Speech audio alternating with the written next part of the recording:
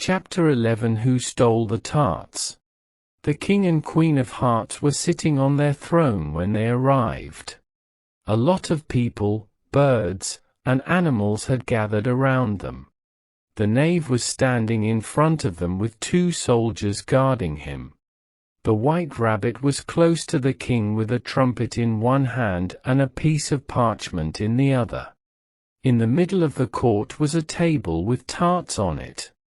They looked so delicious that Alice felt hungry just looking at them.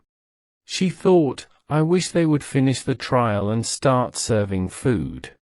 However, this didn't seem likely, so she looked around to pass the time. Alice never went to court before, but she read about it in books. She was happy to see that she knew many things there.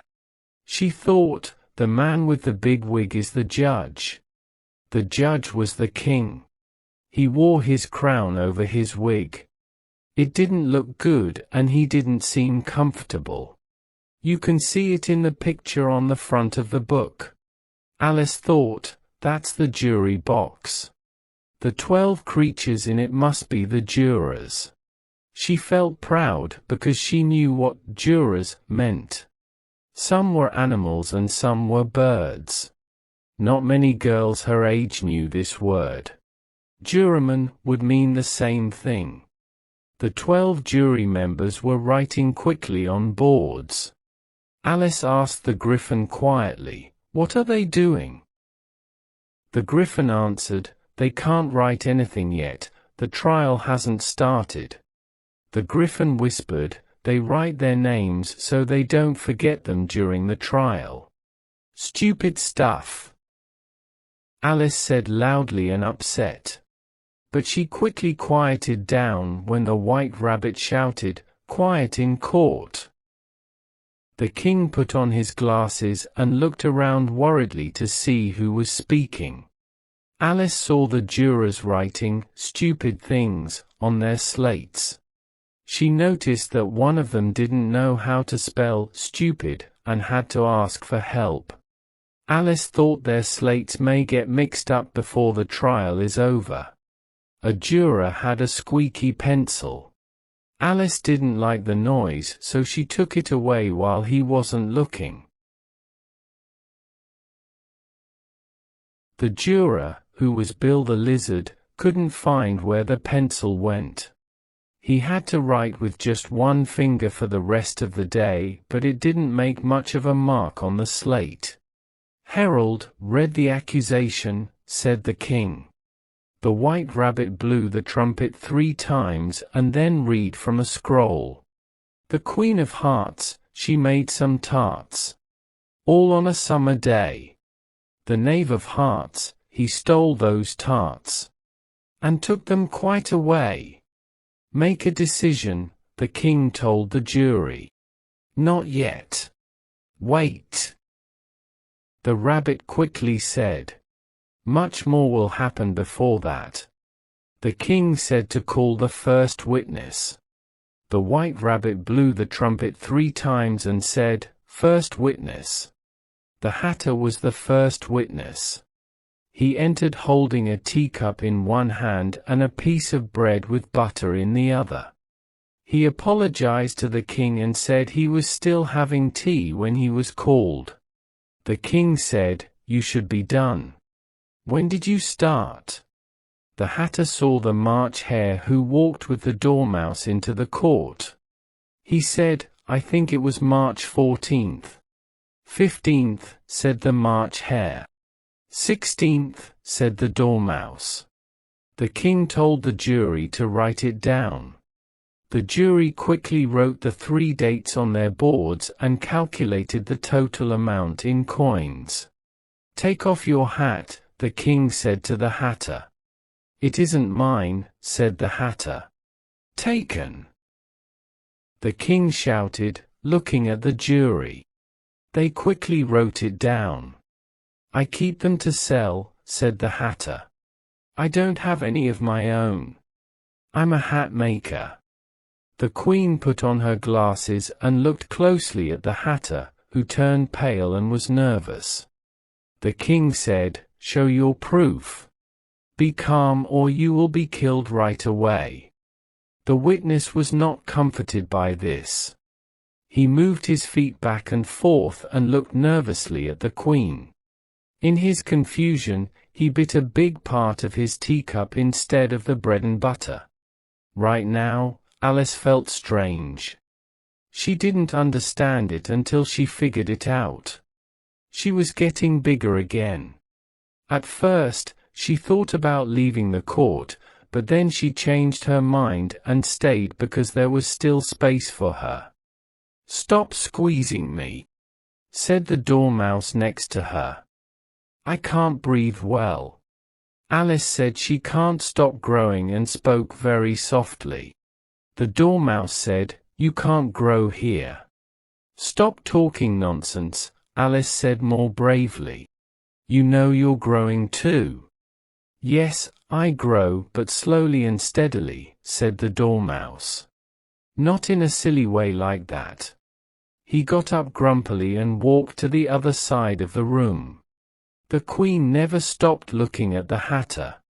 When the dormouse walked across the room, she told an officer to bring her the list of singers from the last concert. The Hatter was so scared that he even lost his shoes. "Show your proof," the king said in a mad tone, "or you'll be put to death, whether you are scared or not." "I'm a poor man, Your Majesty," the Hatter said, shaking. "I haven't had my tea for a week or so and the bread and butter is getting thinner. And the tea is twinkling." "The twinkling of what?" said the king. "It began with the tea," the Hatter replied. The king spoke harshly, "Of course twinkling starts with tea. Don't you think I'm dumb? Continue." "I have no money," said the Hatter. Most things shone after that. Only the March Hare said. "I didn't," the March Hare said quickly. "You did," said the Hatter. "I deny it," said the March Hare. "The king says he denies it and to leave that part out." The Hatter continued, looking worried to see if the dormouse would deny it. But the dormouse was asleep and said nothing. The Hatter continued, "Then I cut more bread and butter." "What did the dormouse say?" asked a jury member. "That I can't remember," said the Hatter. The king warned, "Remember, or face punishment." The sad Hatter dropped his cup and sandwich and knelt down. He said, "I am a poor man, your king and queen." "You're a very poor speaker," said the king. One of the guinea pigs made a noise, but was quickly stopped by the court officers. They put the guinea pig into a big bag, tied the top with strings, and sat on it. Alice thought, "I'm happy I saw that happen. I've read many times in the news about trials ending, with people trying to clap but being stopped by court officers. I finally understand what it means now." King said, "If you only know that much, you can step back." The Hatter said, "I am already on the floor and can't go any lower." "Then you may sit down," the king replied. The other guinea pig cheered but was quieted down. "Let's finish with the guinea pigs," Alice thought. "Now we can do better." "I want to finish my tea first," said the Hatter, looking worriedly at the Queen who was reading a list of singers. The king told the Hatter to go, and he quickly left the court without putting on his shoes. The Queen told an officer to take off the Hatter's head. But the Hatter was gone before the officer could get to the door. "Call the next witness," said the king. The next person to speak was the cook for the Duchess. She had a pepper container in her hand. Alice knew who it was before she entered the room because people near the door started sneezing at the same time. "Give your evidence," said the king. "Surreal," said the cook. The king worriedly looked at the white rabbit, who spoke softly and said, "Your Majesty must ask this witness questions." The king said, "Okay, if I have to, I will." He looked sad and folded his arms. He frowned at the cook and asked, "What are tarts made of?" in a serious voice. "Pepper, mostly," said the cook. "Treacle," said a sleepy voice behind her. The queen yelled, "Catch the dormouse!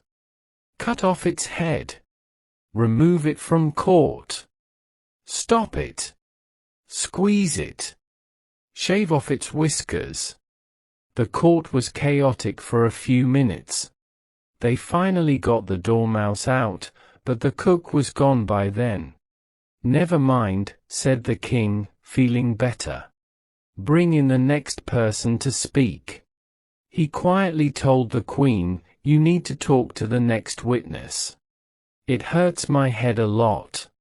Alice saw the White Rabbit struggle with a list. She was curious about the next witness. She thought to herself, "They don't have much proof yet."